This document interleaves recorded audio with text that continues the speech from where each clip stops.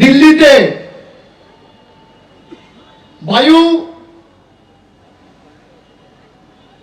বায়ুর কি অবস্থা? এয়ার কোয়ালিটি ইন্ডেক্স 400 পার। যে সরকার পরিষ্কার পানীয় জল দিতে পারে না, বায়ু দিতে পারে না, তারা জলকল রাস্তা দেবে কোত্থেকে? মমতা বন্দ্যোপাধ্যায় সরকার গত বছর 12 লক্ষ মানুষকে আবাসের টাকা দিয়েছিল। পরবর্তীকালে আবার আমরা বলেছি 16 লক্ষ মানুষকে দেব। আপনাদের টাকাও লাগবে না, আপনাদের প্রকল্পও লাগবে না। যতদিন মমতা বন্দ্যোপাধ্যায় আছে, আমাদের সরকার আছে, দিল্লির যত বড় নেতা চাক বাংলার কোন মানুষকে ভাতে মারতে পারবে না। আমরা কথা দিয়ে যাচ্ছি। এই যে রাস্তাশ্রী প্রকল্প রাস্তা হচ্ছে, ক পয়সা দিয়েছে বিজেপি? ক পয়সা দিয়েছে? শূন্য, শূন্য। গত 6 বছরে আমাদের বাংলার মাটি থেকে 6,50,000 কোটি টাকা নরেন্দ্র মোদীর সরকার তুলে নিয়ে গেছে। আর আমি যদি মিথ্যে কথা বলছি, এখানে ক্যামেরা রয়েছে, আপনাদের হাতে ফোন রয়েছে, আমার বিরুদ্ধে মামলা হবে, আমাকে জেলে ঢোকাও। কত ধানে কত চাল, কার কত ক্ষমতা, কে সত্যি কথা বলছে, কে মিথ্যে কথা বলছে, দুধ কা দুধ, পানি কা পানি।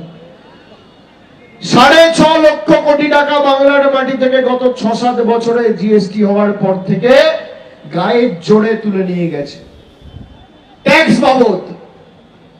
এই বিজেপির কাছে বাংলা বন্দনা শিখতে হবে। যারা বিদ্যাসাগরের মূর্তি ভেঙেছে, এখানকার সাংসদ স্বামী বিবেকানন্দকে বলছে অজ্ঞ বামপন্থী প্রোডাক্ট। এই বিজেপির নেতারা মা দুর্গার বংশ পরিচয় নিয়ে প্রশ্ন তুলেছিল, তারা নাকি হিন্দুত্বের ধারক আর বাহক।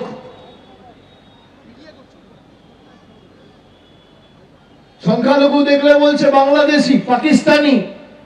শিখ সম্প্রদায়ের প্রতিনিধিদের দেখলে বলছে খালিস্তানি।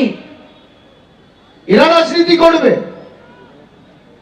যারা আমাদের 6 বছর ধরে ভাতে মারার চেষ্টা করেছে, এমন ভাবে জবাব দিতে হবে।